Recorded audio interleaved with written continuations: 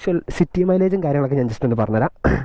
അതിന് മുന്നേ ഈ വണ്ടിയുടെ ഒരു പവറിനെ പറ്റി സംസാരിക്കുക. ഈ ഫിസിക്കലി കുറച്ച് മെലിഞ്ഞിട്ടുള്ള ആൾക്കാരെ കാണുന്നുണ്ടെങ്കിൽ ഈ വണ്ടി ഒന്ന് നമ്മളെ കയറി നിന്നിട്ട് വണ്ടി ഒന്ന് നിവർത്താൻ കുറച്ചൊരു ബുദ്ധിമുട്ടുണ്ടാവും. അപ്പോൾ വണ്ടി പ്രൊഡ്യൂസ് ചെയ്യുന്നുണ്ട് കണ്ടില്ലേ. അപ്പോൾ നമ്മൾ വണ്ടിയുടെ കൂടെ തന്നെ ആയി പോകും, അങ്ങനത്തെ ഒരു സംഭവമാണ്. പിന്നെ അപ്പോൾ ഒരു ഇൻട്രസെപ്റ്റർ 650 അല്ലെങ്കിൽ ഒരു GT 650യുടെ മുകളിൽ ഇരുന്ന് കഴിഞ്ഞാൽ ആ ആത്മാവ് നിങ്ങളുടെ ജീവനെ വിട്ടു പോകുന്ന ആ ഒരു സംഭവം നിങ്ങൾക്ക് ബാക്കിലിരുന്ന് ഫീൽ ചെയ്യാൻ പറ്റും ഗൈസ്. അപ്പോൾ നമ്മുടെ കൈമിൽ നമ്മുടെ റോയൽ എൻഫീൽഡിൻ്റെ സെക്കൻഡ് മോസ്റ്റ് ഫേമസ് ആയിട്ടുള്ള എഞ്ചിൻ വരുന്ന ഒരു GT 650 നമ്മുടെ കൈമിൽ കിട്ടിയിട്ടുണ്ട് കേട്ടോ. അപ്പോൾ ഗൈസ് പറഞ്ഞ പോലെ നമ്മുടെ ഇന്ത്യയിലെ സെക്കൻഡ് മോസ്റ്റ് ഫാൻ ബേസ് വരുന്നൊരു ബൈക്കാണ് കേട്ടോ റോയൽ എൻഫീൽഡിൻ്റെ. ഫസ്റ്റ് നമ്മുടെ ഈ പറഞ്ഞ മാതിരി ഹിമാലയൻ വന്നു പോയി, സെക്കൻഡ് ഈ ഒരു GT 650 ആണ്. ബാറ്ററി കുറച്ചൊരു സീനാണ് കേട്ടോ, കുറച്ചേരം കീ ഓണാക്കി വെച്ചേച്ചിരുന്നു, അതുകൊണ്ട് കിട്ടിയൊരു പണി കിട്ടിയെന്നാണ് തോന്നുന്നത്. അപ്പോൾ 202 കിലോ ഉണ്ട് ഈ ഒരു വണ്ടിയുടെ വെയിറ്റ്.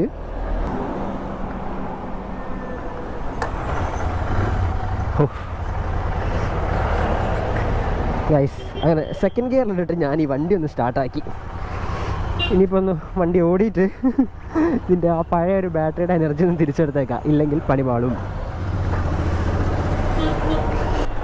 അപ്പോൾ ഓക്കെ ഗൈസ്, നമ്മുടെ 650cc നമ്മുടെ ഇന്ത്യയിൽ ഇപ്പോൾ റോയൽ എൻഫീൽഡിൻ്റെ വണ്ടികളുടെ അടുത്ത് നോക്കുകയാണെങ്കിൽ ഇപ്പോൾ ആൾക്കാരോട് റോയൽ എൻഫീൽഡിന് ഇഷ്ടപ്പെട്ടൊരു വണ്ടി ഏതാ വെച്ച് കഴിഞ്ഞാൽ അവർ പറയാൻ ഏറ്റവും കൂടുതൽ ചാൻസ് കൂടുതലുള്ളത് ഹിമാലയൻ 411 ആണ്. സെക്കൻഡ് ഫാൻ ബേസ് വരുന്ന റോയൽ എൻഫീൽഡിൻ്റെ ഒരു വണ്ടി ഈ ഒരു GT 650 തന്നെയാണ്. അതിന് ഒന്നാമത്തെ കാരണം എന്ന് വെച്ചാൽ ഇതിൻ്റെ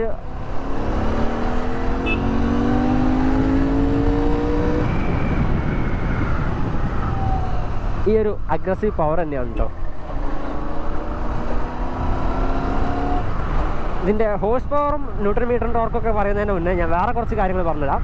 ഇതൊരു ബിഗിനർ ഫ്രണ്ട്ലി വണ്ടിയല്ല. ഇപ്പോൾ നിങ്ങളിപ്പോൾ ഒരു എന്താ പറയുക, ഒരു ചെറിയ വണ്ടി ഓടിച്ച് നടന്ന് പെട്ടെന്ന് ഇപ്പോൾ ഈ ഒരു 650ലേക്ക് മാറാമെന്ന് വിചാരിച്ചാൽ കുറച്ചൊരു ബുദ്ധിമുട്ട് തരുന്ന വണ്ടിയാണ്. എന്ന് വെച്ചാൽ കൈ കൊടുത്താൽ ഇത് കയറും. നമ്മൾ സാധാരണ കണ്ടിട്ടുള്ള റോയൽ എൻഫീൽഡിൻ്റെ വണ്ടികളായിരുന്നല്ല ഈ ഒരു വണ്ടി, നല്ല വൃത്തിയിൽ കയറും.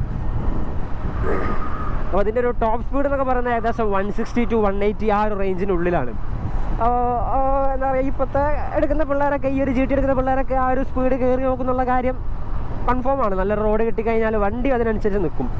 ഇപ്പോൾ ഒരു 140 to 150 ആ ഒരു സ്പീഡ് പോയി കഴിഞ്ഞാലും വണ്ടിയുടെ ഈ ഒരു റിഫൈൻമെൻറ്റിന് യാതൊരു പ്രശ്നവുമില്ല, വണ്ടി കൂളായിട്ട് നിൽക്കും. നിങ്ങളിപ്പോൾ 100 കയറി കഴിഞ്ഞാൽ വണ്ടി നിങ്ങളെ വിളിച്ച് അറിയിക്കൊന്നുമില്ല. അപ്പോൾ വണ്ടി ഇപ്പോൾ ഏകദേശം ഒരു 100 കിലോമീറ്റർ സ്പീഡിലാണെന്നുള്ള കാര്യം വണ്ടി നിങ്ങളെ വിളിച്ച് അറിയിക്കൊന്നുമില്ല. അപ്പോൾ അത്രയും റിഫൈൻഡ് ആണ് ഈ ഒരു വണ്ടിയുടെ എഞ്ചിൻ. നമുക്ക് മറ്റു വണ്ടികൾക്ക് വരുന്ന മാതിരി ഡിജിറ്റൽ മീറ്റർ ഒന്നല്ല, അനലോഗ് മീറ്ററാണ്. റോയൽ എൻഫീൽഡിൻ്റെ പഴയ ഒരു കളി തന്നെ എന്ന് വേണമെങ്കിൽ പറയാം. അങ്ങനത്തെ ഒരു സാധാരണ അനലോഗ് മീറ്ററാണ്. അപ്പോൾ അതുകൊണ്ട് തന്നെ നമുക്ക് ഈ ഒരു മീറ്ററിൽ നമ്മളെ ഒരു കറക്റ്റ് സ്പീഡ് പെട്ടെന്ന് നമുക്ക് ഇങ്ങോട്ട് ക്യാച്ച് ചെയ്യാൻ പറ്റില്ല. നമ്മൾ എന്തായാലും മോസ്റ്റ് ഓഫ് ദ ടൈം നമ്മൾ റോഡിൽ തന്നെയായിരിക്കും നോക്കിക്കൊണ്ട് നിൽക്കുന്നത്. അപ്പോൾ നമ്മൾ ഈ ഒരു മീറ്ററിൻ്റെ സ്പീഡ് നമ്മൾ കാണുന്നില്ല. പിന്നെ അതിൻ്റെ മീറ്റർ എന്നൊക്കെ പറയുകയാണെങ്കിൽ ഒറ്റനോട്ടത്തിൽ ബേസിക്കാണ്, പക്ഷെ അതിൽ ഒരുപാട് കാര്യങ്ങൾ കൊള്ളിച്ചിട്ടുള്ളൊരു മീറ്ററാണ്. നമുക്കിവിടെ സ്പീഡോ മീറ്റർ കാണാം, അപ്പുറത്ത് ടാക്കോമീറ്റർ കാണാം. നമ്മുടെ ഈ ഒരു താഴത്തെ ഒരു ചെറിയൊരു ഡിജിറ്റൽ മീറ്റർ ഉണ്ട്. അതിൽ fuel indicator, gear position sensor ഇതിന് വന്നിട്ടില്ല, ഗിയർ പൊസിഷൻ ഇൻഡിക്കേറ്ററും ഇല്ല, കാര്യങ്ങളതൊന്നും കാണിക്കുന്നില്ല. പിന്നെ ഓഡോമീറ്റർ കാണാം. നമ്മുടെ അതിൻ്റെ സെൻറ്ററിൽ വരുന്ന ആ ഒരു ബട്ടൺ പ്രസ് കഴിഞ്ഞാൽ നമുക്ക് ട്രിപ്പ് 1 ട്രിപ്പ് 2 അങ്ങനെ മാറ്റാൻ പറ്റും.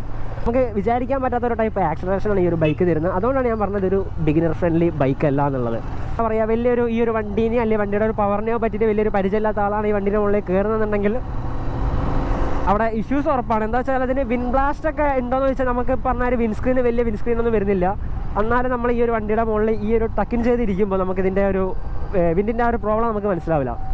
അപ്പോൾ അങ്ങനത്തെ ഒരു വിഷയമുണ്ട്. പിന്നെ ഇതിൻ്റെ എക്സോസ്റ്റിൻ്റെ നോട്ട് കൊണ്ട് തന്നെ നമുക്ക് വേറെ വിൻ ബ്ലാസ്റ്റോ കാര്യങ്ങളോ അതിൻ്റെ സൗണ്ടോ അല്ലെങ്കിൽ കാറ്റ് നമ്മുടെ മുഖത്തടിക്കുമ്പോഴുള്ള സൗണ്ടോ കാര്യങ്ങളൊന്നും കേൾക്കില്ല. അത്രയും ഒരു അഗ്രസീവായിട്ടുള്ള സൗണ്ടൊക്കെ ഈ ഒരു വണ്ടിയുടെ നിന്ന് പ്രൊഡ്യൂസ് ചെയ്യുന്നുണ്ട്. ഇതിപ്പോൾ സ്റ്റോക്ക് എക്സോസ്റ്റ് ആണ്. ഇതിൻ്റെ മുകളിൽ റെഡ് റൂസ്റ്റർ അങ്ങനത്തെ എക്സോസ്റ്റും കാര്യങ്ങളൊക്കെ ഇതിനുള്ളിൽ വേണമെങ്കിൽ അഡീഷണൽ നമുക്ക് ആഡ് ചെയ്യാം. പക്ഷേ അതൊന്നും ഇല്ലാണ്ട് തന്നെ അത്യാവശ്യം നല്ലൊരു സൗണ്ട് കാര്യങ്ങളൊക്കെ ഈ ഒരു വണ്ടി പ്രൊഡ്യൂസ് ചെയ്യുന്നുണ്ട്. കണ്ടില്ലേ? അപ്പോൾ നമ്മൾ വണ്ടിയുടെ കൂടെ തന്നെ ആയി പോകും, അങ്ങനത്തെ ഒരു സംഭവമാണ്. പിന്നെ നല്ലൊരു ടോർക്ക് തരുന്ന എഞ്ചിനാണ് ഈ ഒരു വണ്ടി.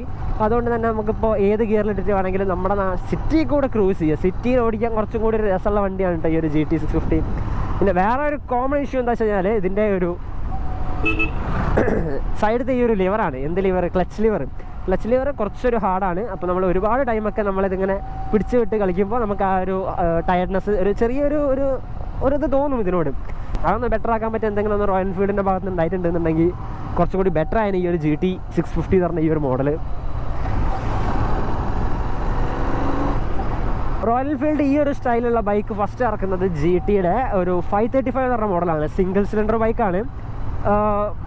എന്താ പറയുക, നിങ്ങൾക്ക് അതിൻ്റെ ലുക്കും കാര്യങ്ങളൊക്കെ കണ്ടാൽ മനസ്സിലാവും. ഒരു പക്ക കഫേ റേസർ മാതിരി അവർ ഡിസൈൻ ചെയ്ത് സെറ്റപ്പ് ആക്കി എടുത്തൊരു സാധനമായിരുന്നു. അതിലുള്ളൊരു ഇഷ്യൂ എന്താണെന്ന് വെച്ച് കഴിഞ്ഞാൽ പറഞ്ഞ മാതിരി സിംഗിൾ സിലിണ്ടർ ആണല്ലോ, അപ്പോൾ അതിന് ചെറുതായിട്ടുള്ള വൈബ്രേഷനും പിന്നെ ഒരു പവറിൻ്റെ ഒരു ഇഷ്യൂസൊക്കെ ഉണ്ടായിരുന്നു. 535 cc ഉണ്ട്, പക്ഷെ അതിനുള്ള ഒരു പവർ അതിന് പ്രൊഡ്യൂസ് ചെയ്യാൻ പറ്റാത്തൊരു ഇഷ്യൂ ഉണ്ടായിരുന്നു. അങ്ങനെ ഇരിക്കുമ്പോഴാണ് ഈ ഒരു വണ്ടി ലോഞ്ച് ആവുന്നത്. ഈ ഒരു മോഡൽ എന്ന് പറയുന്നത് 2022 മോഡലാണ്, DS6 എഡിഷൻ. അപ്പോൾ ഈ ഒരു വണ്ടിക്ക് ഫ്രണ്ടും ബാക്കും സ്പോക്ക് വീൽസൊക്കെയാണ് വന്നിട്ടുള്ളത്. സാധാരണ അഡ്വഞ്ചർ ബൈക്സിനൊക്കെയാണ് കൂടുതലായിട്ട് സ്പോക്ക് വീൽസൊക്കെ നമ്മൾ കണ്ടിട്ടുള്ളത്. ഈ ഒരു വണ്ടി അഡ്വഞ്ചർ അല്ലെങ്കിൽ അതേമാതിരി ഓഫ് റോഡ് പർപ്പസിനുള്ളതല്ല, ബട്ട് അതിൻ്റെ മുകളിൽ അങ്ങനത്തെ ഒരു സ്പോക്ക് വീൽസും കാര്യങ്ങളും വന്നിട്ടുണ്ട്. പിന്നെ ഇതിൻ്റെ സ്റ്റോക്ക് കമ്പനി തരുന്ന ഹെഡ്ലൈറ്റ്സും കാര്യങ്ങളൊക്കെ ഹലോജൻ ആണ്. ഹലോജൻ ഹെഡ്ലൈറ്റ്സ് എന്ന് പറഞ്ഞാൽ നമ്മുടെ പഴയ കാലത്തെ ടൈപ്പ് ബൾബ് ഹെഡ്ലൈറ്റ്സ്. അപ്പോൾ ഇപ്പോൾ വരുന്ന വണ്ടികളൊക്കെ LED കാണാം. പക്ഷേ ഈ ഒരു വണ്ടിക്ക് ഈ ഒരു ഹെഡ്ലൈറ്റ് ഉള്ളതാണ് ബെറ്റർ. എന്ന് വെച്ചാൽ നല്ല വിസിബിലിറ്റി ഉണ്ട്. നമുക്കിപ്പോൾ നൈറ്റ് നല്ല ഇരുട്ടത്താണെങ്കിലും വേറെ വെളിച്ചവും കാര്യങ്ങളൊന്നും ഇല്ലെങ്കിൽ ഈ ഒരു ഹെഡ്ലൈറ്റ് കൊണ്ട് നമുക്ക് മുന്നോട്ട് പോകുന്നതിന് വേറെ ഒരു ബുദ്ധിമുട്ടും ഇല്ല. അതിന് നമുക്ക് എക്സ്ട്രാ അഡീഷണൽ ഓക്സിലറി ലൈറ്റ്സ് ഒന്നും വെക്കേണ്ട ആവശ്യമില്ല. അപ്പോൾ ഹലോജൻ ലൈറ്റ്സിൻ്റെ ഒരു പ്രത്യേകതയാണ് ഇപ്പോഴത്തെ LED ലൈറ്റ്സ് വളരെ മോശമാണ്. ഇപ്പോൾ ഏത് ബൈക്കിൻ്റെ അല്ലെങ്കിൽ കാറിൻ്റെ എടുത്ത് നോക്കിക്കഴിഞ്ഞാലും വളരെ മോശമാണ്. അപ്പുറത്തുള്ള ആരാണാവോ അയാൾക്കൊരു ബുദ്ധിമുട്ടുണ്ടാക്കുന്ന രീതിയിലാണ് ഇപ്പോഴത്തെ ഹെഡ്ലൈറ്റ്സൊക്കെ. എനിക്കതിനോട് തീരെ യോജിപ്പില്ല, ഏത് ബൈക്കിൻ്റെ ആണെങ്കിലും.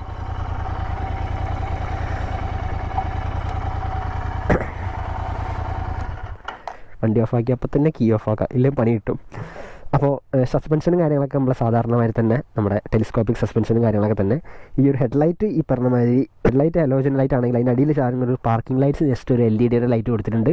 ഇൻഡിക്കേറ്റേഴ്സ് കാര്യങ്ങളൊക്കെ ബാക്കിയുള്ളതൊക്കെ ഒരേമാതിരി തന്നെ ബൾബും കാര്യങ്ങളൊക്കെ തന്നെയാണ് ഈ ഒരു വണ്ടിയിൽ വന്നിരിക്കുന്നത്.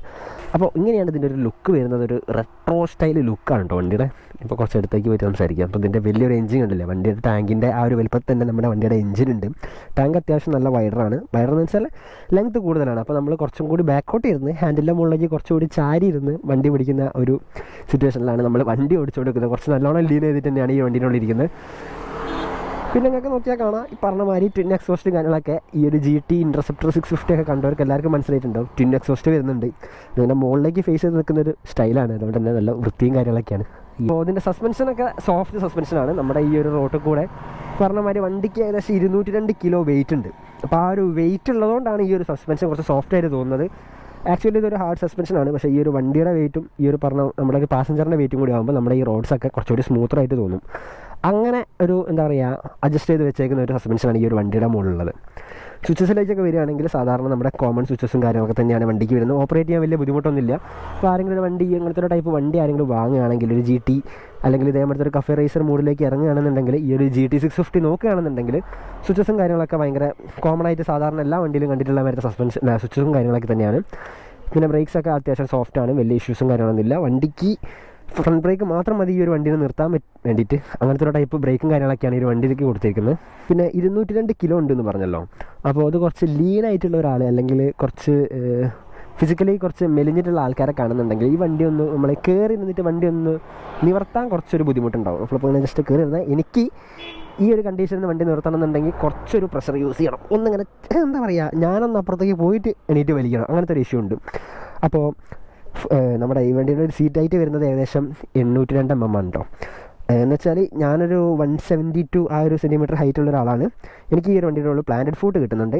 ഈവൻ പ്ലാന്റഡ് ഫുട്ട് ആണെങ്കിലും ഈ വണ്ടി പൊന്തിക്കണമെന്നുണ്ടെങ്കിൽ എനിക്ക് കുറച്ചൊരു സ്ട്രെങ്ത്ത് യൂസ് ചെയ്യേണ്ട ആവശ്യമുണ്ട്.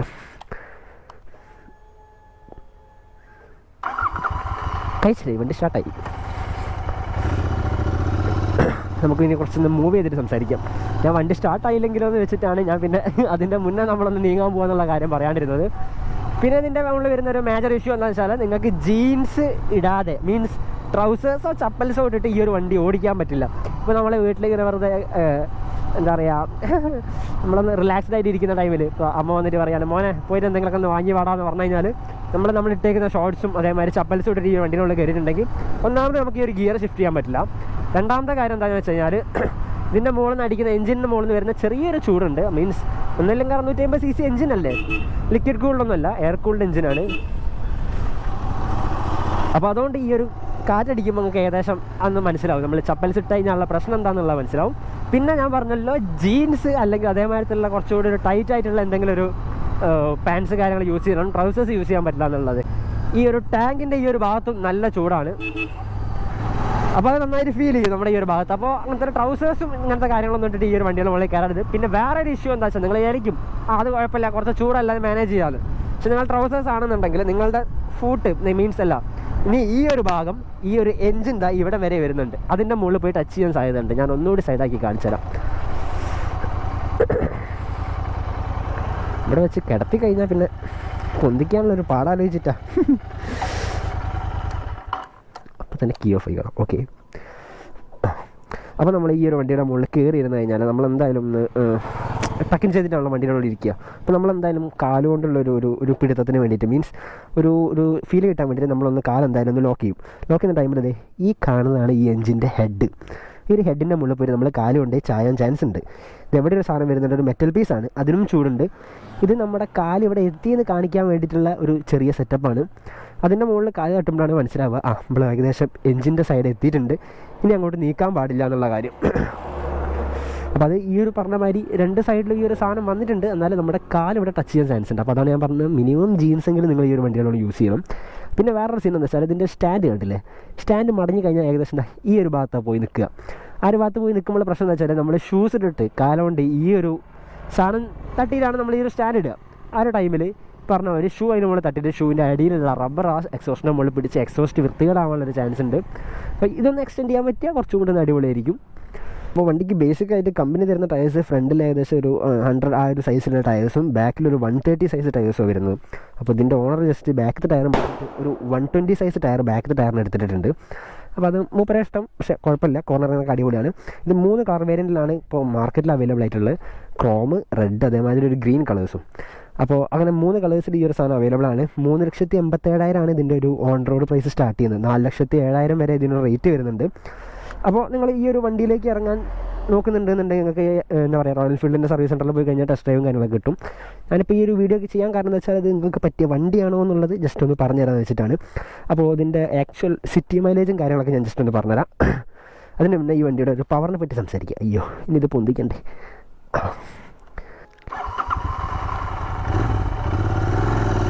ഭയങ്കര ടോർക്കിയിട്ടുള്ള എഞ്ചിനാണ് പറഞ്ഞല്ലേ, ഞാൻ കണ്ടല്ലോ. ഇപ്പോൾ കുറഞ്ഞ സമയം കൊണ്ടാണ് വണ്ടിയുടെ ആ ഒരു RPM ആ ഒരു റേഞ്ചിലേക്ക് കയറി ചെന്നത്. ഈ ഒരു 650 cc 46.8 ഹോഴ്സ് പവർ ഈ ഒരു വണ്ടി പ്രൊഡ്യൂസ് ചെയ്യുന്നുണ്ട് കേട്ടോ.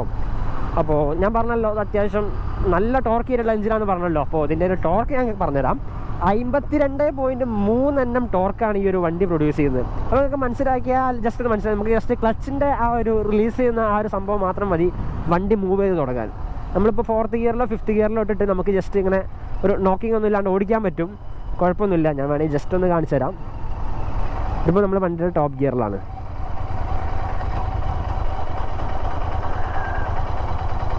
വണ്ടി ഓടുന്നുണ്ട്, ഇപ്പോൾ നോക്കിംഗ് ഒന്നുമില്ല. ഞാൻ ജസ്റ്റ് ഒന്ന് ലൈറ്റായിട്ടൊന്ന് ക്ലച്ച് താങ്ങി കൊടുക്കുന്നുണ്ട്, എന്നാലും നോക്കിംഗ് ഒന്നുമില്ല. വണ്ടി നല്ല വൃത്തിയിൽ തന്നെയാണ് പോയിക്കൊണ്ടിരിക്കുന്നത് അല്ലേ. അപ്പോൾ അങ്ങനത്തെ ഒരു കാര്യങ്ങളൊക്കെ ഉണ്ട്. ഇതിന് ഈ ഇത്രയും ഒരു ടോർക്ക് ആയിട്ടുള്ള എഞ്ചിനാണ്. അപ്പോൾ നമുക്ക് ഏതൊരു ടെറൈനൊന്നും ടെറൈൻ എന്നല്ല, ഏതൊരു റോട്ടിൽ ഇപ്പോൾ കുറച്ച് ഹാർഡായിട്ടുള്ള അല്ലെങ്കിൽ കുത്തനെ നിൽക്കുന്ന കയറ്റാണെങ്കിലും നമ്മുടെ ടയർ ഗ്രിപ്പൊക്കെ അത്യാവശ്യം അടിപൊളിയാണെന്നുണ്ടെങ്കിൽ നമുക്ക് നിർത്തിയോടത്തുനിന്ന് അവിടെ നിന്ന് എടുത്ത് പോകാൻ യാതൊരു ബുദ്ധിമുട്ടുമില്ല.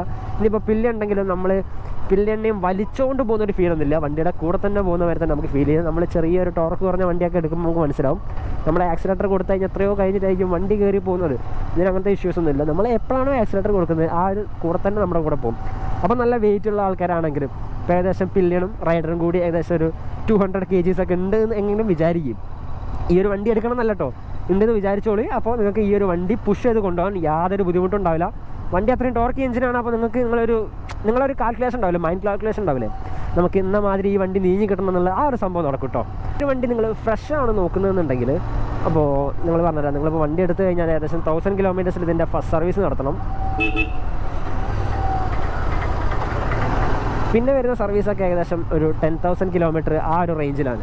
അതുകൊണ്ടല്ല എല്ലാവരും നോക്കുന്നുണ്ട്. അപ്പോൾ അങ്ങനത്തെ ഒരു എഞ്ചിനും സ്റ്റൈലും ഒക്കെയാണ് ഈ ഒരു വണ്ടിക്ക്. കഫേ റേസർ മോഡലാണെന്ന് പറഞ്ഞത് റെട്രോ മോഡൽ വണ്ടികളോടൊക്കെ എല്ലാവർക്കും ഒരു ആരാധനയാണ്. അപ്പോൾ ഞാൻ പറഞ്ഞ ഈ ഒരു സ്റ്റാർട്ടിങ്ങിൽ നമ്മളൊരു 1000 kilometers ഫസ്റ്റ് സർവീസ് ചെയ്യണം. പിന്നെ ബാക്കിയുള്ള സർവീസുകളൊക്കെ ഒരു 10,000 kilometers 10,000 കിലോമീറ്റേഴ്സിനാണ് ഇതിൻ്റെ ബാക്കിയുള്ള സർവീസും കാര്യങ്ങളൊക്കെ വരുന്നത്. ഇതിൻ്റെ ഒരു സർവീസ് കോസ്റ്റ് എന്നൊക്കെ പറഞ്ഞാൽ നിങ്ങൾ വിചാരിക്കും ഒരു 650 cc ഉണ്ട്, ഇങ്ങനത്തെ ഒരു വലിയ എഞ്ചിനൊക്കെയാണ്, അപ്പോൾ അതിന് നല്ലൊരു സർവീസ് കോസ്റ്റും കാര്യങ്ങളൊക്കെ വരുന്നത്. അങ്ങനെ വിചാരിക്കണം കേട്ടോ. 2,500 മുതൽ 3,000 രൂപ വരെയൊക്കെയുള്ളൂ ഇതിൻ്റെ ഒരു സിംഗിൾ ടൈം സർവീസിന് വരുന്ന കോസ്റ്റ്. ഇപ്പോൾ മീൻസ് നിങ്ങൾ വേറെ ഫിസിക്കൽ ഡാമേജസ് ഒന്നും കാര്യങ്ങളൊന്നും ഉണ്ടാക്കിയിട്ടില്ല എന്നുണ്ടെങ്കിൽ വെൽ മെയിൻറ്റൈൻഡ് ആയിട്ട് കൊണ്ടുനടക്കുകയാണെന്നുണ്ടെങ്കിൽ നിങ്ങൾക്ക് ഈ പറഞ്ഞ മാതിരി ഒരു 10,000 കിലോമീറ്റർ ഏകദേശം 3,000 രൂപേൻ്റെ അടുത്ത് ചിലവുണ്ടാവുകയുള്ളൂ. നിങ്ങൾ മൈലേജിൻ്റെ കാര്യം ഞാൻ പറഞ്ഞുതരാം, അതും കൂടി കേട്ടിട്ട് നിങ്ങൾക്ക് ഈ ഒരു വണ്ടീനെ പറ്റി ചിന്തിക്കാം. അപ്പോൾ നമ്മൾ ഈ പറഞ്ഞ മാതിരി സിറ്റി കൂടെ ക്രൂസ് ചെയ്യുകയാണെന്നുണ്ടെങ്കിൽ, ഇപ്പോൾ ഞാനിപ്പോൾ ഈ ഓടിച്ചുകൊണ്ടിരിക്കുന്ന മാതിരി ഇങ്ങനത്തെ ഒരു സ്ഥലത്ത് കൂടെ അങ്ങനെ കൊണ്ടു നടക്കാനാണെന്നുണ്ടെങ്കിൽ നല്ല രസമുള്ള വണ്ടി കേട്ടോ. അങ്ങനത്തെ സ്ഥലത്ത് കൂടെ കൊണ്ടുനടക്കാൻ കുറച്ചൊരു വെട്ടിക്കലും കട്ടിങ്ങൊക്കെ ഉണ്ടെന്നുണ്ടെങ്കിൽ നല്ല രസമാണ് ഈ ഒരു വണ്ടി കൊണ്ടുനടക്കാൻ. അപ്പോൾ അങ്ങനെയാണെന്നുണ്ടെങ്കിൽ ഇതിൻ്റെ ഏകദേശം മൈലേജ് വരുന്നത് 18 മുതൽ 22 വരെയാണ്. ആ ഒരു റേഞ്ചിൻ്റെ ഉള്ളിൽ പ്രതീക്ഷിച്ചാൽ മതി നിങ്ങൾ സിറ്റി കൂടെ ക്രൂസ് ചെയ്യുകയാണെന്നുണ്ടെങ്കിൽ. ഇനിയിപ്പോൾ അതല്ല, നിങ്ങളിപ്പോൾ ഹൈവേ പിടിച്ച് പോകുന്ന ഒരാളാണെന്നുണ്ടെങ്കിൽ 20 to 25, മാക്സിമം 27 വരെ കിട്ടിയവരൊക്കെ ഉണ്ട്. പിന്നെ വേറൊരു കോമഡി എന്താ വെച്ചാൽ, ഒരു ചങ്ങായി ഈ ഒരു GT 650യുടെ മൈലേജ് ടെസ്റ്റ് വീഡിയോ ചെയ്തിട്ട് അവൻ 1 ലിറ്റർ പെട്രോൾ ഒഴിച്ചിട്ട് 60 കിലോമീറ്റർ അങ്ങനെ ഓടിച്ചു. അതൊക്കെ എന്താ സംഭവം തമ്പുരാനേ അറിയുള്ളൂ.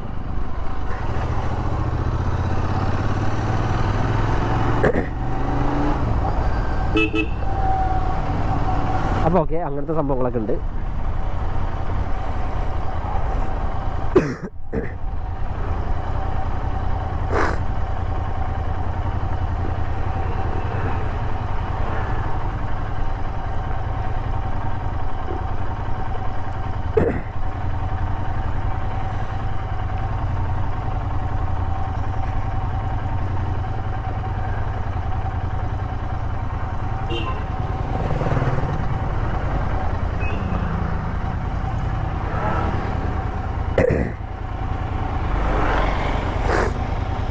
LED headlights. ഇതിൻ്റെ വേറൊരു മോഡലുണ്ട്. മീൻസ് ഇപ്പോൾ ഒരു 2023 അതിനുശേഷം ഇറങ്ങിയ ഒരു മോഡൽസിൽ വരുന്നത് എങ്ങനെയാണെന്ന് വെച്ച് കഴിഞ്ഞാൽ നമുക്കിതിന് LED ഹെഡ്ലൈറ്റ്സ് വരുന്നുണ്ട്. അത് ശരിക്കും ഈ റോയൽ എൻഫീൽഡ് കാണിച്ചതൊരു മോശം കാര്യമാണെന്നാണ് ഞാൻ പറയുക. എന്ന് വെച്ചാൽ ഇതിന് ഈ ഒരു ഹലോജൻ തന്നെയായിരുന്നു ഒരു വൃത്തി. ഈ ഒരു റെട്രോ ബൈക്കിനൊക്കെ ഈ ഒരു യെല്ലോ ലൈറ്റ്സ് ആണ് കാണാൻ വൃത്തിയുള്ളത്. അപ്പോൾ അത് മാറ്റി ഇവരിപ്പോൾ LED ലൈറ്റ്സ് ആക്കി. പിന്നെ വേറൊരു യൂസ്ഫുൾ ആയിട്ടുള്ള കാര്യം എന്താ വെച്ചാൽ ഇതിന് അലോയ് വീൽസ് കൊടുത്തു അവർ. ഇതുവരെ ഉണ്ടായിരുന്നത് മറ്റേ ഈ ഒരു സ്പോക്ക് വീൽസ് ആയിരുന്നു, അത് മാറ്റി അലോയ് വീൽസും ട്യൂബ്ലെസ് ടയറും കൊടുത്തു. ഈ ഒരു വണ്ടിയായിട്ട് ലോങ് ഒക്കെ പോകുമ്പോൾ ഈ ഒരു സ്പോക്ക് വീൽസ് ഉള്ള കണ്ടീഷനിൽ നമുക്ക് ഈ പറഞ്ഞ മാതിരി പഞ്ചറോ കാര്യങ്ങളോ കുടുങ്ങിയിട്ടുണ്ടെങ്കിൽ നമ്മളവിടെ പെട്ടെന്നാണ് ഈ ഒരു വണ്ടി കാറ്റുള്ളപ്പോൾ തന്നെ തള്ളി നീക്കാൻ കുറച്ചൊരു ബുദ്ധിമുട്ടാണ്. എങ്ങാനും പഞ്ചറായാലും ആലോചിച്ച് നോക്കി. അപ്പോൾ അങ്ങനത്തെ ഒരു കാര്യമുണ്ട്. അപ്പോൾ ഇതിപ്പോൾ വരുന്ന ഈ ഒരു 2023 ശേഷം വന്ന മോഡൽസിൽ ഈ പറഞ്ഞ മാതിരി ട്യൂബ്ലെസ് ടയറും അലോയ് വീൽസും കൊടുത്തിട്ടുണ്ട്. പിന്നെ വന്നേക്കുന്നത് എന്താ വെച്ചാൽ അഡ്ജസ്റ്റബിൾ റിവർ. ഇപ്പോൾ ഈ ഒരു ബ്രേക്കിൻ്റെ ഭാഗത്താണെങ്കിലും ക്ലച്ചിൻ്റെ ഭാഗത്താണെങ്കിലും നമുക്ക് ഇത് രണ്ടും അഡ്ജസ്റ്റ് ചെയ്യാൻ പറ്റും. Both levers can be adjustable. പിന്നെ ഹോൺ കാര്യങ്ങളൊന്നും മാറിയിട്ടില്ല, നല്ല ഒരു എനർജി തരുന്ന ഹോൺ തന്നെയാണ്. കണ്ടവർ കുറച്ചൊരു വലിയ വണ്ടി വരുന്ന മാതിരി തന്നെ എല്ലാവർക്കും ഫീൽ ചെയ്യും, ആൾക്കാർക്ക് മാറിയും തരും. അപ്പോൾ അങ്ങനത്തെ ഒരു ടൈപ്പ് ഹോണും കാര്യങ്ങളൊക്കെ തന്നെ. അപ്പോൾ അഡ്ജസ്റ്റബിൾ ലിവേഴ്സ് വരുന്നുണ്ട്. അത് കൂടാണ്ട് USB ചാർജർ നമ്മുടെ ഇതിൻ്റെ മുകളിൽ ഒരു പോർട്ടായിട്ട് വണ്ടിയുടെ മുകളിൽ കൊടുക്കുന്നുണ്ട്. പുതിയതായിട്ട് വന്ന വണ്ടിയുടെ മുകളിൽ പൗഡർ കോട്ടിങ് അവിടെ ഇവിടെയൊക്കെ കാണാം. അപ്പോൾ അവരങ്ങനെ പെയിൻറ്റിന് അങ്ങനെ അവിടെ ഇവിടെയൊക്കെ ആയിട്ട് ഒന്ന് ഫിനിഷ് ചെയ്യാനുള്ള പരിപാടിയും കൂടി നോക്കിയിട്ടുണ്ട്. പിന്നെ ആ ഒരു വണ്ടിയുടെ വില ഏകദേശം വരുന്നത് 4,20,000 രൂപീസിന് അടുത്താണ് പുതിയ മോഡൽസിന് വരുന്നത്. പുതിയ വണ്ടിയിൽ ഈ ഒരു ക്രോം ഫിനിഷൊക്കെ വളരെ കുറവാണ് കേട്ടോ. അപ്പോൾ പിന്നെ വേറൊരു കാര്യം അതിന് വരുന്നത് എന്താ വെച്ച് കഴിഞ്ഞാൽ നമ്മുടെ ഈ പറഞ്ഞ ഒരു മൈലേജിൽ നല്ലൊരു വ്യത്യാസം വന്നിട്ടുണ്ട്. കൂടാതെ അതിനൊരു 4 ഇൻഡിക്കേറ്റർ ഒരു സ്വിച്ചും കൂടി വന്നിട്ടുണ്ട് കേട്ടോ. നമുക്ക് ജസ്റ്റ് ഒരു സ്വിച്ച് നോക്കി കഴിഞ്ഞാൽ കോഷൻ ലാമ്പ് ഓണാക്കി ഇടാൻ പറ്റുന്ന ഒരു സെറ്റിങ്സും കൂടി ആ ഒരു വണ്ടിക്കുണ്ട്. പറഞ്ഞ മാതിരി 2023 മോഡലിൽ വന്ന വണ്ടികൾക്ക്. പിന്നെ അതിൻ്റെ മൈലേജ് എന്ന് പറഞ്ഞു കഴിഞ്ഞാൽ ഇതിനെ വെച്ച് നോക്കുമ്പോൾ കുറച്ചും കൂടി ഇമ്പ്രൂവ് ആയിട്ടുണ്ട്. ഇതിന് ഞാൻ പറഞ്ഞല്ലോ സിറ്റിയിലെ 18 to 20 മാക്സിമം 22 വരെയാണ്. മറ്റേ ഈ പറഞ്ഞ 2023 ഇറങ്ങിയ വണ്ടിക്ക് 20 to 23 ആ ഒരു റേഞ്ചിനടുത്ത് സിറ്റിയിൽ പറയുന്നുണ്ട്. അപ്പോൾ 18 കിലോമീറ്റേഴ്സിലേക്കൊക്കെ ഇറങ്ങുക എന്ന് പറഞ്ഞു കഴിഞ്ഞാൽ നല്ല സ്പീഡിൽ, മീൻസ് ഒരു 130 കിലോമീറ്റർ സ്പീഡിൻ്റെ മുകളിൽ പോകുമ്പോഴാണ് ഈ പറഞ്ഞ 18 അല്ലെങ്കിൽ ആ ഒരു റേഞ്ചിലേക്കൊക്കെ മൈലേജ് ഇറങ്ങിപ്പോകുന്നൊരു ഇഷ്യൂ കണ്ടിട്ടുള്ളത്. നമുക്ക് ഇവിടെ വെച്ച് വളയ്ക്കാം, അല്ലേ വേണ്ട, ഒരു നല്ല വളവും കൂടി ഉണ്ട്, അതും കൂടി കഴിഞ്ഞ് വളയ്ക്കാം. പിന്നെ ആ ഒരു വണ്ടിക്ക് ഹൈവേസിലാണെന്നുണ്ടെങ്കിൽ 25 to 28 മുകളിലേക്ക് എങ്ങനെ നോക്കിയാലും കിട്ടുന്നുണ്ട് കേട്ടോ.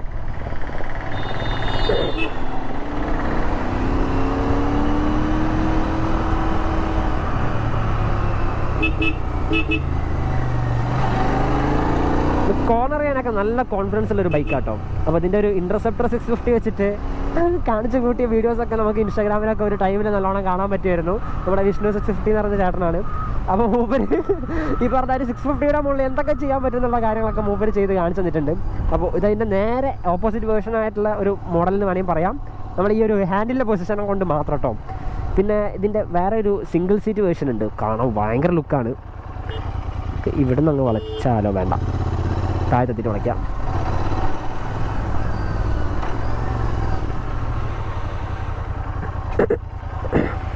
സസ്പെൻഷൻ ഞാൻ പറഞ്ഞല്ലോ ഭയങ്കര സോഫ്റ്റ് ആണെന്നല്ലോ. അപ്പോൾ നമുക്ക് ഇങ്ങനത്തെ ഒരു ടെറൈനിലൊക്കെ വലിയ തരക്കേടില്ലാണ്ട് ഓടിക്കുക. ഇപ്പോൾ റോഡ് പണി എടുക്കുന്ന റോഡാണെങ്കിലും വൃത്തിയിൽ ഓടിക്കുക. അപ്പോൾ അത് എങ്ങനത്തെ ടൈപ്പ് ആൾക്കാർക്കാണ് പറ്റുക എന്ന് പറഞ്ഞു കഴിഞ്ഞാൽ, മൈലേജിനെ പറ്റി ചിന്തിക്കാത്തവർക്ക് പറ്റും.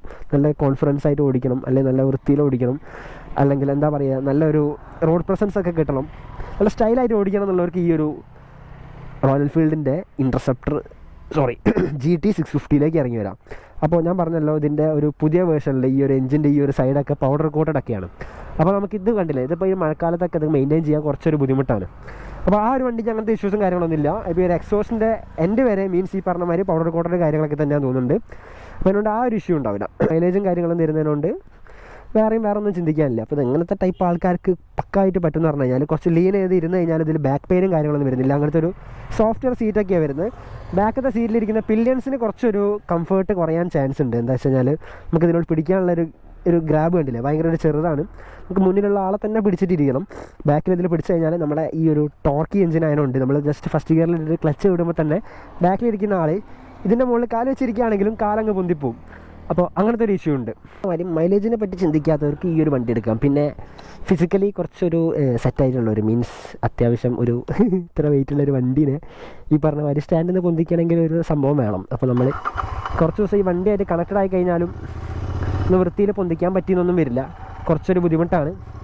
അതുമാതിരി ഇത് എവിടെയെങ്കിലും ഒന്ന് പാർക്ക് ചെയ്ത് കഴിഞ്ഞാലും കുറച്ച് ബാക്കോട്ട് എടുക്കണമെങ്കിലും കുറച്ചൊരു ബുദ്ധിമുട്ടാണ്. ഇതിൻ്റെ വെയിറ്റ് കുറച്ചൊന്ന് നല്ല വൃത്തിയിൽ തന്നെ ഫീൽ ചെയ്യും.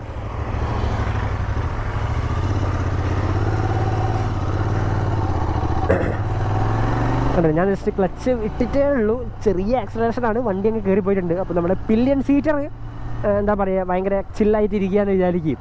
മീൻസ് ഈ വണ്ടീനെ പറ്റി ഒന്നും അറിയുന്നില്ല, ആദ്യമായിട്ട് വണ്ടി നമ്മൾ കയറുകയാണ്, ചില്ലായിട്ട് ഇരിക്കുകയെന്നുണ്ടെങ്കിൽ എപ്പോൾ താഴെ പോയെന്ന് ചോദിച്ചാൽ മതി. അങ്ങനത്തെ ഒരു സെറ്റപ്പിലാണ് ഈ ഒരു വണ്ടി കയറി പോകുന്നത്. അപ്പോൾ പില്യൻ സീറ്റർക്ക് വലിയൊരു കംഫേർട്ട് ഇല്ല, അങ്ങനെ തന്നെ വേണമെങ്കിൽ പറയാം. അല്ലെങ്കിൽ ഇരിക്കുകയാണെങ്കിൽ മീൻസ് ഒന്ന് സെറ്റപ്പായിട്ട് ഇരിക്കണം. മീൻസ് ചാടിപ്പോകുന്നുള്ള അല്ലെങ്കിൽ ഈ വണ്ടിയുടെ പവർ അറിഞ്ഞിട്ടുള്ള ഒരാൾക്ക് ഇതിൻ്റെ ബാക്കിൽ നല്ല കംഫർട്ടായിട്ട് ഇരിക്കാൻ പറ്റുള്ളൂ. അപ്പോൾ ട്രിപ്പിനും ട്രാവലിങ്ങിനൊക്കെ ഏറ്റവും ബെസ്റ്റ് വണ്ടിയാണ്. ടൂറിങ്ങിനൊക്കെ നല്ല കുഴപ്പമില്ല. നമ്മൾ ഈ ഒരു ലീനായിട്ട് ഓടിക്കുക അല്ലെങ്കിൽ ഈ ഒരു സ്പോർട്ടി ഇരുത്തം ഇഷ്ടമുള്ളവർക്കാണെങ്കിൽ ഈ ഒരു GT 650 ബെറ്ററാണ്. ടൂറിങ്ങിനാണെങ്കിലും ട്രിപ്പിങ്ങിനാണെങ്കിലും നമുക്ക് കൈകടച്ചിലോ കാര്യങ്ങളോ ഒന്നും ഉണ്ടാവില്ല.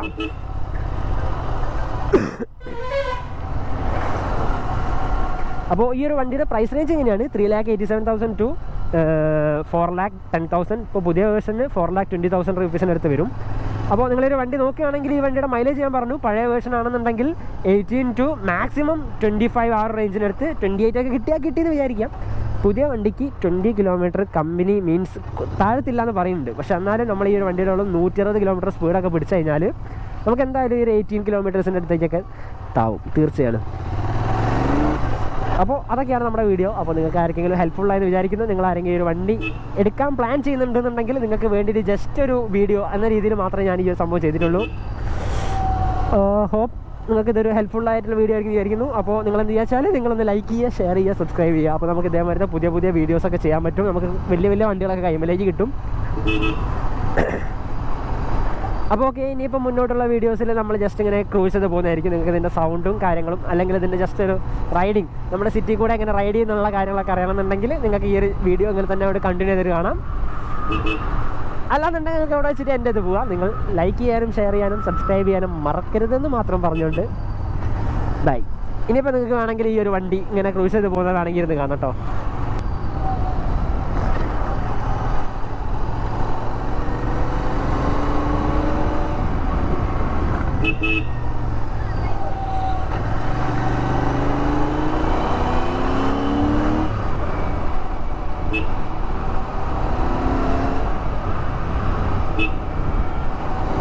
അപ്പോൾ ഇതിന് വേറെ ഒരു ഇഷ്യൂ ഉള്ളതെന്ന് വെച്ചാൽ ഒരു 120 കിലോമീറ്റർ സ്പീഡിലൊക്കെ പോകുമ്പോൾ ഹാൻഡിൽ വോബ്ലിംഗ് ഉണ്ട്. എന്താ വെച്ചാൽ വണ്ടി ഒന്ന് ഇങ്ങനെ ആടും.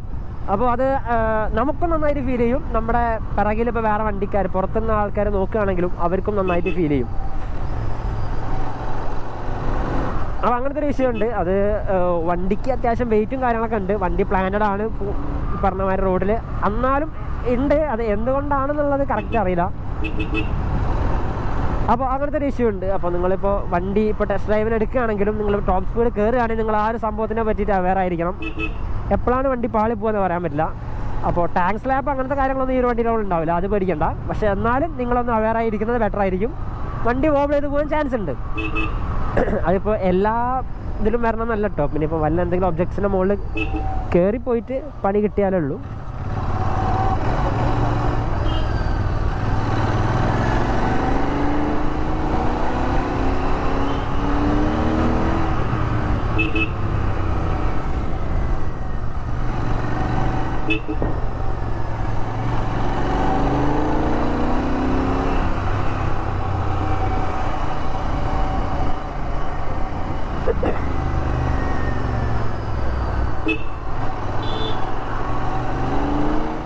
പിന്നെ ഇതിൻ്റെ വേറൊരു ഇഷ്യൂ ഞാൻ പറഞ്ഞുതരാം. അപ്പോൾ നിങ്ങളിപ്പോൾ ഈ ഒരു വണ്ടി എടുക്കുകയാണെങ്കിലോ അല്ലെങ്കിൽ വേറൊരു വണ്ടി ടെസ്റ്റ് ഡ്രൈവിന് എടുക്കുമ്പോഴോ കണ്ടിട്ടുണ്ടെങ്കിൽ നിങ്ങൾ ഞെട്ടൊന്നും വേണ്ട. അപ്പോൾ ഇതിനൊരു ഫ്യൂവലിൻ്റെ ഈ ഒരു മീറ്റർ ഉണ്ടല്ലോ, അത് അത്ര ആക്യുറേറ്റ് അല്ല. അപ്പോൾ ഇതിലിപ്പോൾ 2 ബ്ലോക്ക് ഇവിടെ കാണിക്കുന്നുണ്ട്. ഞാനിതിലിപ്പോൾ നേരത്തെ ഒരു 100 രൂപയുടെ പെട്രോൾ അടിച്ചായിരുന്നു. അപ്പോൾ പെട്ടെന്ന് ഒരു 4 കട്ടയോളം കാണിച്ചു, 4 ബ്ലോക്കോളം കാണിച്ചു. പിന്നെ അത് ഇപ്പോൾ 2 കട്ടയിലേക്ക് തന്നെ മാറിയിട്ടുണ്ട്. അപ്പോൾ ഇത് ആക്യുറേറ്റ് അല്ല. ഇതിങ്ങനെ അങ്ങോട്ടും ഇങ്ങോട്ടും മാറിക്കൊണ്ട് തന്നെ നിൽക്കും. നമ്മളത് കറക്റ്റായിട്ട് പ്രോപ്പറായിട്ട് നിൽക്കുന്ന ഒരു സംഭവം അത് വെറുതെ വിചാരിക്കുകയാണ്.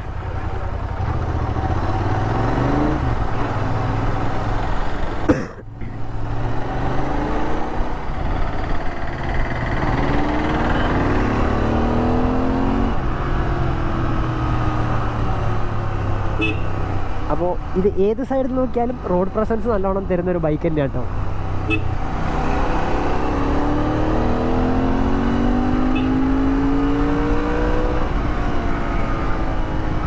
പിന്നെ അത്യാവശ്യം നല്ല ആക്സിലറേഷനും ഉണ്ട്, നല്ലൊരു ടോപ്പ് സ്പീഡും ഉണ്ട് ഈ വണ്ടിക്ക്.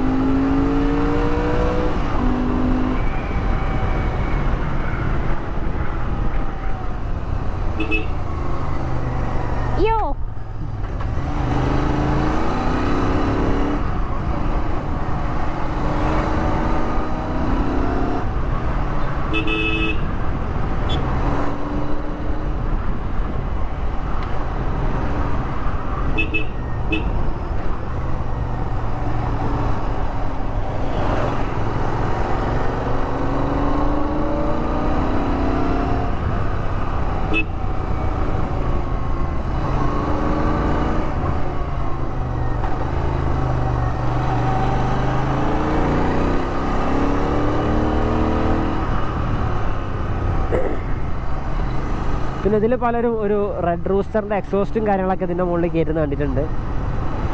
തരക്കേടില്ലാത്ത ഒരു മോഡിഫിക്കേഷൻ തന്നെ കേട്ടോ. നമ്മുടെ കേരളത്തിലുള്ള പോലീസുകാരെ അല്ലെങ്കിൽ MVDക്കാരെ എന്നിപ്പോൾ ശ്രദ്ധിച്ചാൽ മതി. ബാക്കി എന്തിനും ഈ പറഞ്ഞ റെഡ് റൂസ്റ്റർ എന്ന് പറഞ്ഞ എക്സോസ്റ്റ് മൈലേജിൽ നല്ല ഷോട്ട് ഉണ്ടാവും. നല്ല ഷോട്ട് എന്ന് പറഞ്ഞാൽ ചിലപ്പം 18 കിട്ടുന്ന വണ്ടിക്കൊക്കെ ചിലപ്പോൾ ഒരു 16 ആയി പോകാൻ ചാൻസ് ഒക്കെ ഉണ്ട്. പക്ഷേ അതിൻ്റെ ഒരു ഫീല് വേറെ തന്നെയാണ് കേട്ടോ. ഞാനൊരു ഇൻ്റർസെപ്റ്റർ 650 ഓടിച്ചിട്ടുണ്ട്, പറഞ്ഞ മാതിരി റെഡ് റൂസ്റ്ററിൻ്റെ എക്സോസ്റ്റ് കയറ്റിയിട്ടുള്ള എന്ത് സുഖമാണെന്നറിയോ. മീൻസ് എന്താ പറയുക, നമ്മൾ ആ ഒരു വണ്ടിയുടെ മുകളിൽ ഇരുന്നിട്ട് അതിപ്പോൾ പറഞ്ഞറിയിക്കാൻ പയ്യ, നിങ്ങളൊരു വണ്ടി എടുത്ത് നോക്കുക തന്നെ വേണം. അത്രയും രസമുള്ള ഒരു ഫീലാട്ടോ ആ ഒരു റെഡ് റൂസ്റ്റർ എക്സോസ്റ്റ് കയറി കഴിഞ്ഞാൽ വണ്ടിയുടെ മുകളിൽ. നാട്ടുകാരുടെ അടുത്ത് നിന്ന് കുറച്ചൊരു ഇതൊക്കെ ഉണ്ടാവും, എന്താ പറഞ്ഞാൽ അങ്ങനത്തെ ഒരു വെറുപ്പിക്കൽ സൗണ്ടൊക്കെ ആയിരിക്കും ചിലവർക്ക് തോന്നുക.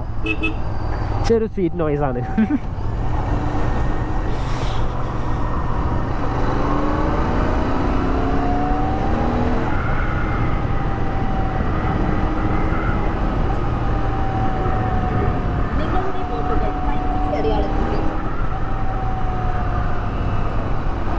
അപ്പോൾ ഒരു മടുപ്പ് തോന്നാത്ത ടൈപ്പ് ബൈക്കാണ് കേട്ടോ. നമ്മൾ എത്ര കിലോമീറ്റർ ഓടിച്ചു കഴിഞ്ഞാൽ ഇനി ഒന്ന് നിർത്തി ഇനി കുറച്ച് റെസ്റ്റ് എടുത്തിട്ട് പോവുക, അങ്ങനെയൊന്നും തോന്നിക്കാത്തൊരു ബൈക്കാണ്. നിങ്ങൾക്കിപ്പോൾ ഒരു ലോങ് ഒക്കെ എത്ര കിലോമീറ്റർ ഇതിൻ്റെ മുകളിൽ കണ്ടിന്യൂസ് ആയിട്ട് ഓടിക്കാൻ പറ്റുമെന്ന് വെച്ച് കഴിഞ്ഞാൽ നിങ്ങൾക്കൊരു 200 കിലോമീറ്റേഴ്സ് കണ്ടിന്യൂസ് ആയിട്ട് ഇതിനുള്ള ഓടിക്കുക. ഞാനത് എന്താ പറയുക, ഉറപ്പിച്ച് പറയുകയാണ്, നിങ്ങൾക്ക് ആ ഒരു 200 കിലോമീറ്റർ നിങ്ങൾക്കൊരു ഡിസ്റ്റർബൻസും ഇല്ലാണ്ട് ഈ ഒരു വണ്ടി ഓടിക്കാൻ പറ്റും.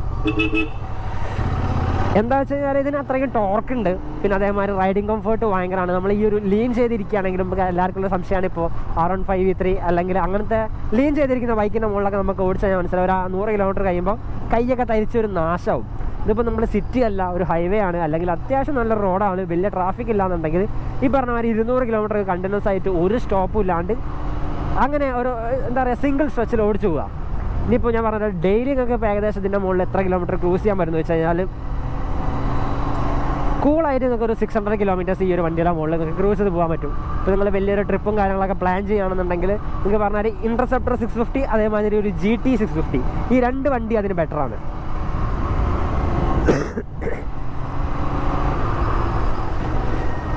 പിന്നെ ഇതിൽ എന്താ പറഞ്ഞ കാര്യം ലഗേജും കാര്യങ്ങളൊക്കെ ബാക്കിൽ വെച്ചിട്ട് കെട്ടാൻ പറ്റിയ കുറേ സംവിധാനവും സ്ഥലങ്ങളും ഉണ്ട്. നിങ്ങൾ ആകെ ശ്രദ്ധിക്കേണ്ട ഒരു കാര്യം ബാക്കിലുള്ള ഒരു എക്സോസ്റ്റാണ്. അത് കുറച്ച് മുകളിലേക്ക് ചെരിഞ്ഞ് നിൽക്കുന്നതിനുണ്ട്. വണ്ടിയുടെ മുകളിൽ വെച്ച് കെട്ടുമ്പോൾ അതിൻ്റെ മുകളിലൊക്കെ തട്ടി ഉരുകി പോകാണ്ടിരിക്കാനുള്ള പരിപാടി നിങ്ങൾ നോക്കണം.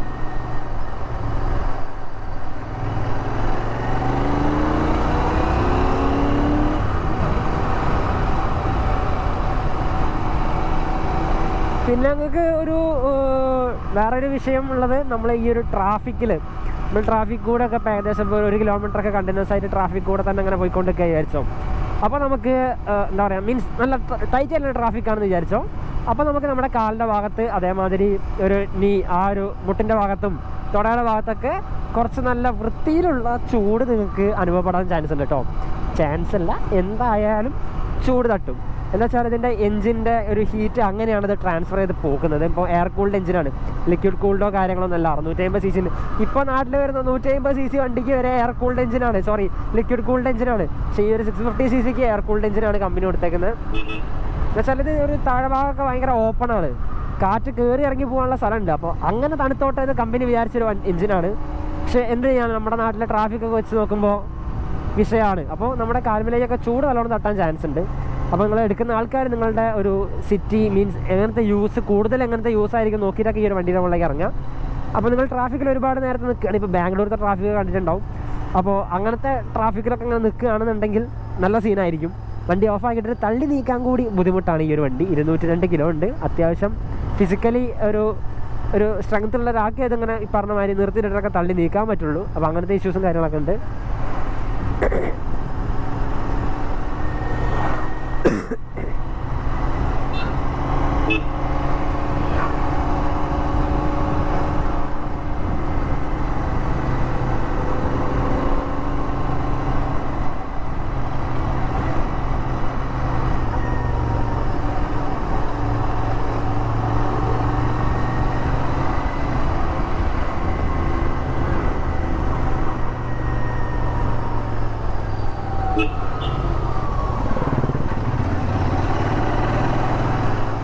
പിന്നെ ഇതിൽ നൈറ്റൊക്കെ ഈ വണ്ടീനെ കാണാൻ ഭയങ്കര രസമാണ് കേട്ടോ. നമ്മളെന്ന് വെച്ചാൽ ഈ ഒരു മോഡൽ 2022 മോഡൽസിൽ ഈ പറഞ്ഞ മാതിരി ഈ ഒരു മീറ്റർ, അതേമാതിരി ഫ്രണ്ടത്തെ ആ ഒരു ഹെഡ്ലൈറ്റിൻ്റെ ചുറ്റിലും വരുന്ന ആ ഒരു റിങ്, എക്സോസ്റ്റ്, എൻജിന് എല്ലാം ഒരു ക്രോം ഫിനിഷ് ആയതുകൊണ്ട് നൈറ്റ് എന്തെങ്കിലും ചെറിയൊരു വെളിച്ചൊക്കെ തട്ടുമ്പോഴത്തേക്ക് ഭയങ്കര ഒരു രസമാണ് ഈ ഒരു വണ്ടി കാണാൻ.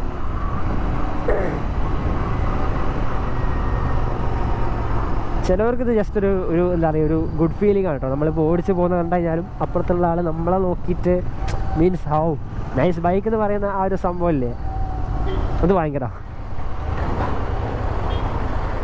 അപ്പോൾ ഞാൻ നിങ്ങൾക്ക് കറക്റ്റായിട്ടുള്ള കുറച്ച് കാര്യങ്ങൾ പറഞ്ഞുതരാം. അപ്പോൾ നിങ്ങൾ കുറച്ച് സ്പോർട്ടിയർ ആയിട്ടുള്ള വണ്ടികൾ നോക്കുകയാണ്, നിങ്ങൾക്ക് ഏകദേശം ഒരു ദിവസം ഇപ്പോൾ ഒരു 100 കിലോമീറ്റർ ഓടാനുണ്ടെന്ന് വിചാരിച്ചോ, എന്നാലും വേണ്ടില്ല, നിങ്ങൾക്ക് പെട്രോളൊന്നും ഒരു വിഷയമല്ല. അങ്ങനത്തെ ഒരാളാണ്, നിങ്ങൾക്ക് നല്ല റിഫൈൻമെൻറ്റ് വേണം ഈ ഒരു വണ്ടിയുടെ മുകളിൽ, അങ്ങനെയൊക്കെ ചിന്തിക്കുന്ന ഒരാളാണെന്നുണ്ടെങ്കിൽ ഈ ഒരു വണ്ടി ബെറ്റർ ആയിരിക്കും കേട്ടോ. നല്ലൊരു ടോർക്കും കാര്യങ്ങളൊക്കെ തരുന്ന വണ്ടി ആയതുകൊണ്ട് യാതൊരു സ്ട്രെസ്സും ഇല്ലാണ്ട് ഈ പറഞ്ഞ ആൾക്കാരുടെ ഇടയിൽ കൂടെ നല്ല കൂളായിട്ടിരുന്ന് പോകാം.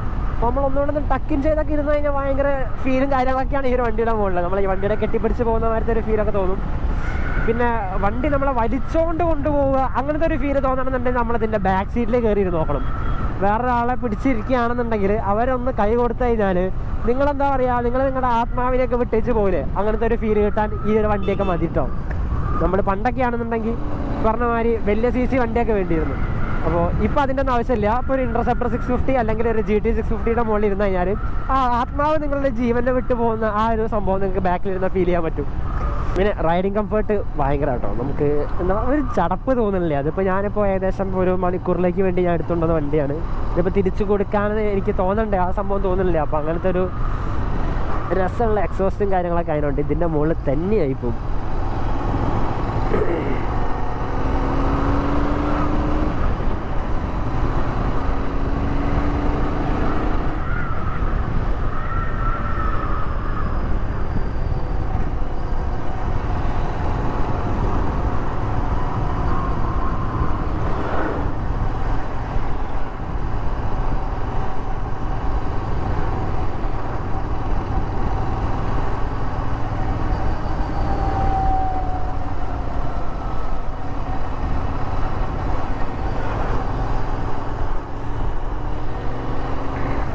ഓക്കെ ഗൈസ്, നമ്മുടെ വീഡിയോ ഏകദേശം ഇവിടെ വെച്ച് എൻഡ് ചെയ്യാണ്.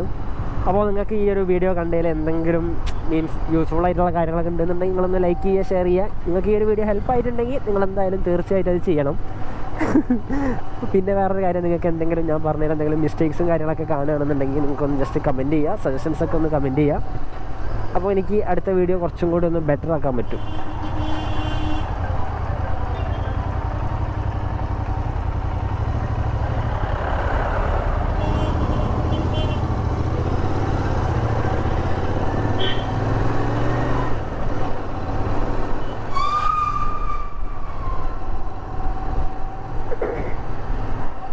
Okay, bye guys.